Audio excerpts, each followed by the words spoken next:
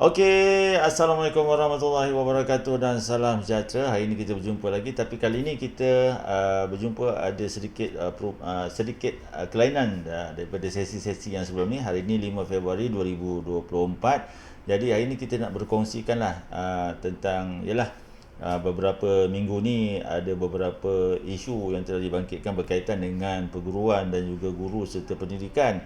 Dan begitu hari ini saya tak nak mengulas yang itulah, cuma kita nak membuat sedikit perkongsian supaya kita dapat sama-sama meneroka perubahan-perubahan ataupun perkongsian ini setidak-tidaknya dapat memberikan sedikit input kepada guru-guru, ibu bapa dan juga masyarakat. Jadi tuan-tuan dan puan-puan, sebenarnya dalam situasi kita ini kita melihat kepada carta ini, iaitu tahap kesediaan mendepani revolusi industri 4.0.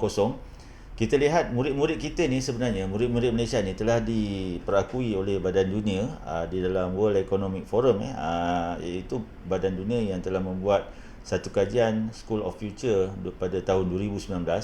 Dia mengatakan bahawa murid-murid Malaysia ini jauh lebih baik daripada Korea. Kita tengok carta ni.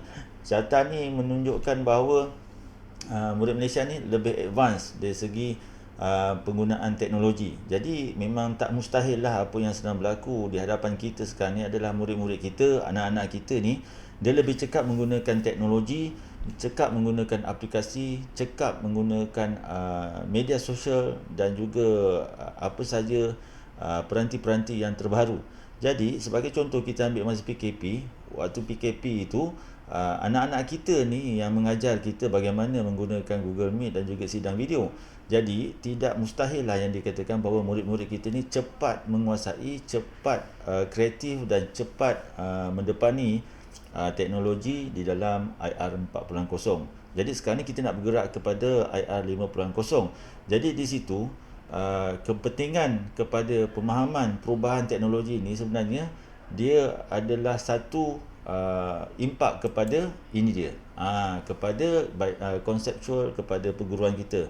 Jadi ada tiga tonggak utama, tiga perkara yang ingin saya sentuh selain daripada apa yang kita lihat di depan ni, falsafah pendidikan kebangsaan yang menumpukan kepada kekuatan daripada segi pengetahuan, intelektual, rohani, kerohanian, emosi dan jasmani serta yang lain-lain.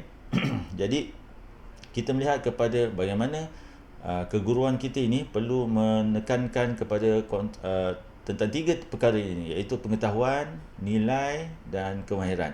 Jadi kalau kita melihat kepada carta ini, sebenarnya dari segi pengetahuan kita kena faham bahawa pengetahuan ini sentiasa berubah, sentiasa diperbaharui. Dan juga kalau kita melihat dalam perubahan teknologi, hari ini teknologi berubah dengan begitu pantas. Jadi sebagai seorang pendidik, kita perlu bersedia, dan sebagai ahli masyarakat juga, sebagai ibu bapa, kita juga kena bersedia dengan pengetahuan-pengetahuan yang terkini supaya dia akan menjawab di bahagian nilai. Iaitu murid kita, anak-anak kita ni mungkin dia mahir teknologi, mahir media sosial, mahir dengan aplikasi-aplikasi, tetapi untuk membangunkan nilai, ianya kena bermula daripada kita. Kita kena jadi model kepada mereka dan kita perlu tunjukkan adab dan nilai yang terbaik. Jadi ini adalah salah satu cabaran di dalam dunia digital selain daripada kemahiran, iaitu kemahiran yang terkini yang perlu kita kuasai. Jadi untuk makluman semua, dari segi kita punya carta ini menunjukkan bahawa pengetahuan, nilai dan kemahiran setiap guru ataupun setiap didik, malah ahli masyarakat, kita perlu menggali ataupun kita perlu mencari dan juga membaca. Kita perlu membaca apakah perubahan-perubahan terkini. Yang paling penting ialah apa sahaja knowledge, kemahiran yang perlu kita kuasai untuk zaman ini bagi membentuk masa hadapan murid-murid kita.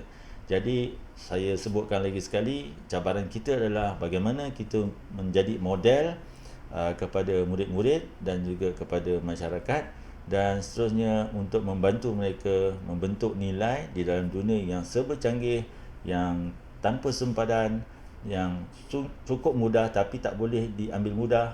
Jadi itulah cabaran kita pada hari ini. Jadi sama-sama kita fikirkan dan sama-sama kita berusaha mendepani cabaran masa kini dengan galakkan membaca. Jadi kita ruangkan masa kita 1 jam sebelum tidur untuk membaca apa sahaja maklumat-maklumat yang terkini, maklumat-maklumat yang positif, maklumat-maklumat yang membantu kita untuk mendepani dan membantu kita untuk mengajar anak-anak kita, murid-murid kita di dalam kelas. Jadi setakat itu dulu. Assalamualaikum warahmatullahi wabarakatuh. Bye-bye.